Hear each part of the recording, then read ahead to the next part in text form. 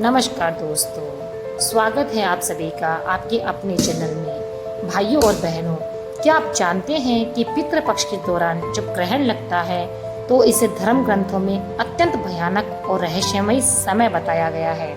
कहा गया है कि इस समय पितरों की आत्माएं अत्यधिक सक्रिय हो जाती हैं और अपने वंशजों के कर्मों को देखती है।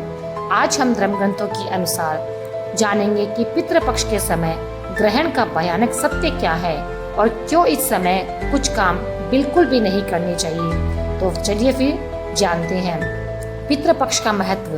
पितृपक्ष को महालयलक्ष भी कहा जाता है। इस काल में किए गए तर्पण और श्राद्ध से पितृ अति प्रसन्न होकर वंशजों को आशीर्वाद देते हैं। हमारा गरुड़ पुराण कहता है कि श्राद्धे दंते जलम तिला पितरन तृप्ति प्रच्छेति। श्राद्ध में किया गया जल और तिल पितरों को तृप्त करता है। ग्रहण का रहस्य क्या है, चलिए ये जानते हैं। ग्रहण को शुभ कार्यों के लिए वर्जित माना गया है, लेकिन धर्म ग्रंथों में लिखा है कि इस समय किया गया दान, जप और तर्पण का प्रभाव 100 गुना अधिक बढ़ जाता है। ग्रहण के दौरान पितर और देवता दोनों अत्यंत ही मनुष्य के समीप आ जाते हैं। चलिए आगे जानते हैं पितृपक्ष में ग्रहण का भयानक सत्य क्या है। पितृपक्ष में भयानक सत्य ग्रहण का चलिए जानते हैं। जब पितृपक्ष के समय ग्रहण पड़ता है तो ये सामान्य समय नहीं होता।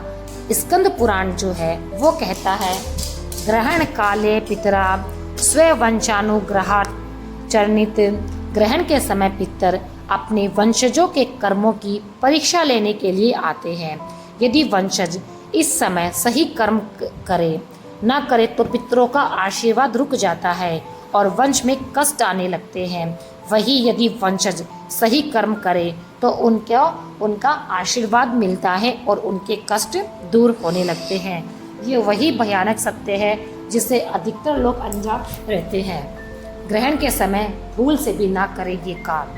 भोजन, जल, दूध, दही आदि का सेवन ना करें। ग्रहण के समय हंसी मजाक, आलस्य और नींद लेना बिल्कुल वर्जित है। पितृकर्म को अधूरा छोड़ना सबसे बड़ा दोष माना गया है। क्रोध, झूठ और अशुद्धता ये सब पितरों के रुष्ट होने का कारण बनते हैं। तो फिर पितृपक्ष में क्या करना चाहिए? ग्रहण के समय पितृपक्ष में क्या करें? ग्रहण के दौरान पितृपक्ष में दीपक जलाकर तुलसी के पास बैठकर ओम पितृभ्य नमः मंत्र का जाप करें। महामृत्युंजय मंत्र और ओम नमः शिवाय मंत्र का जाप करें। ग्रहण समाप्त होने के बाद स्नान करें और दान करें, विशेषकर तिल और चावल। फिर पितरों के नाम से जल तर्पण करें। धर्म ग्रंथों में उद्धरण का एक उदाहरण है कि गरुड़ पुराण कहता है, ग्रहण काले कृतम तर्पणम पितरन दृष्टि प्रैच्छित। स्कंद पुराण कहता है, ग्रहण काले कृतम दानम शतगुणम भवेत्। मत्स्य पुराण कहता है, ग्रहण काल में किया गया मंत्र जाप पितरों तक सीधा पहुंचता है। आपको एक कहानी सुनाते हैं। कहा जाता है कि एक धनी व्यक्ति ने पितृपक्ष में श्राद्ध तो किया, लेकिन ग्रहण के समय हंसी मजाक और आलस्य में अपना समय बर्बाद कर दिया। रात्रि में उसके पितर स्वप्न में आए और बोले, तुमने श्राद्ध तो किया, लेकिन ग्रहण का अद्भुत अवसर तुमने खो दिया। अब तुम्हारे वंश में दरिद्रता और कलेश बढ़ेंगे।